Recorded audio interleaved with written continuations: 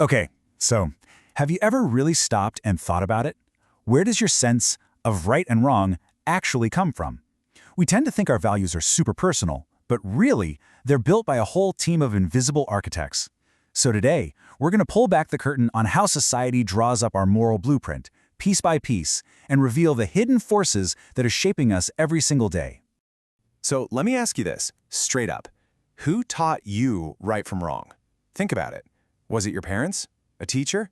Maybe one specific moment that just sticks in your head. Yeah, for most of us, it's not that simple, right?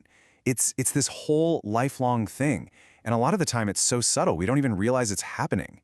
Well, there's actually a name for this whole process. Sociologists call it socialization. Basically, it's the giant, lifelong lesson in how to be a person in your culture. It's how we pick up the unwritten rule book for, everything. From stuff like knowing not to talk with your mouth full, all the way to our deepest beliefs about what's right. It's the whole shebang. It's like an invisible thread that connects all of us to the world around us.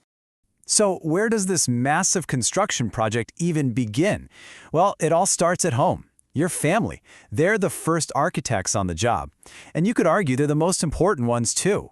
And to really get why the family has so much power here, it helps to know about two different types, primary and secondary socialization. Primary is all that stuff that happens when you're little, through your family. This is where you learn the absolute basics, language, your first ideas about the world, who you even are. Everything else that comes later, school, your friends, the internet, that's all secondary. It's all built on top of that first foundation your family laid down. And what's really fascinating is just how specific this all gets. It's not just some vague idea of being a good parent. No, the research drills down. Things like family cohesion, basically how close you are, that directly predicts whether a kid will buy into their parents' moral code.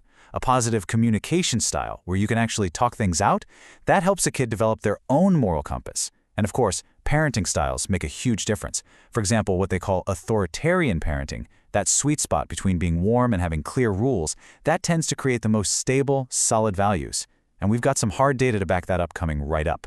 And look, this isn't just a theory. There was this big study that found that authoritarian parenting, the my way or the highway style, lots of control but not much warmth, it actually had a negative impact on a teenager's values. Specifically, their understanding of fairness, social rules, and even the value of life itself.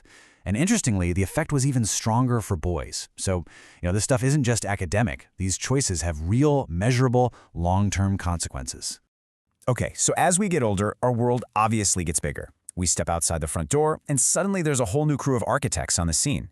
We're talking about school and our friends, and this is where that moral blueprint really starts to get a lot more complicated. I mean, just think about the sheer influence of school. To put it in perspective, the average kid in Canada spends more than 8,000 hours in a classroom by the time they finish junior high. That is a huge amount of time, and it's a window where we're not just learning math, we're learning how to be. This brings us to this really cool concept called the hidden curriculum. And no, it has nothing to do with algebra or grammar. It's the unwritten rulebook of school. It's all the stuff you learn between the lines. How to act, how to deal with people in charge, what our society actually thinks is important. All of it taught through the day-to-day grind of school life. So what exactly is on this hidden syllabus? Well, it's way more than just raise your hand to speak. It's where we learn to be on time, to follow a schedule. It drills into us ideas about teamwork, but also about competition. It teaches us to respect authority figures who aren't our parents. These are all fundamental lessons for how to function out there in the real world. And again, this isn't just some abstract idea. Just listen to this quote from an 11-year-old talking about a flag ceremony. They say they're taught to respect each other, especially teachers and friends. See? They're not just talking about the flag, they're talking about social values. That right there is the hidden curriculum in action. Learning by doing, not by reading it in a book. And then, of course, there are our peers. Our friends become these incredibly powerful architects in their own right. I mean, they're basically the first judges we face who aren't related to us. And once you hit those teenage years, whoa, the peer group can become the most important influence, telling us what's cool, how to talk, what to wear, and they can either double down on what we learned from our parents, or they can challenge it completely. Okay, so we've covered family, school, and friends. But let's zoom out, because beyond our personal circles, you've got these massive formal institutions that step in. Think of these as the master architects, the ones designing the ethical and legal skyscrapers for, well, all of us. For literally billions of people around the globe, religion is the absolute bedrock of their moral compass. It's just a huge, powerful force for socialization. It gives people a shared language for talking about ethics and a framework for tackling life's biggest, messiest questions. And how does it work? Well, it's not just about one sermon. It's about these powerful built-in mechanisms. You have rituals and traditions that tie people to their history. You have sacred stories that are basically a library of moral case studies. And you have the community itself, that group support system that really reinforces everything and keeps people accountable. All right, let's talk about the most formal rule setter of them all, the government. It might seem kind of cold and distant, but don't be fooled. The state is a super powerful and constant force in shaping who we are. And its influence is like everywhere you look. When it passes a law, it's basically writing down society's rules in permanent ink. When it funds public schools, it's got a direct hand on the dial of that hidden curriculum. Even something as simple as building a public park encourages certain kinds of social get-togethers.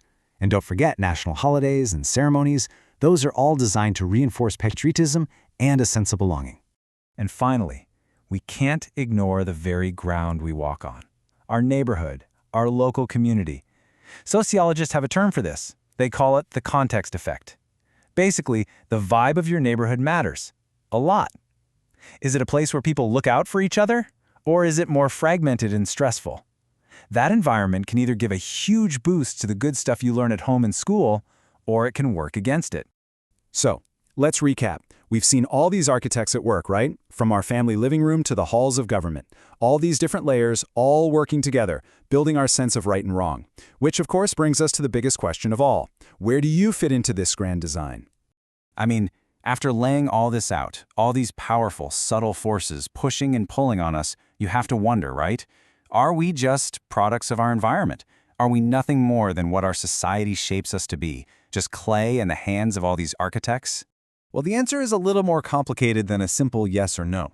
Look, society definitely gives us the blueprint. It hands us the starting materials, the language, the tools. But, and this is the important part, just being aware of this process changes the game. Once you understand how the blueprint was made, you get to pick up the pencil. That awareness gives you real agency, the power to look at the plans, question them, and maybe even redraw them. So we've come full circle. We've pulled back the curtain on the architects, your family, your school, your entire culture. The blueprint is laid out in front of you. Now that you can see it, what are you going to build?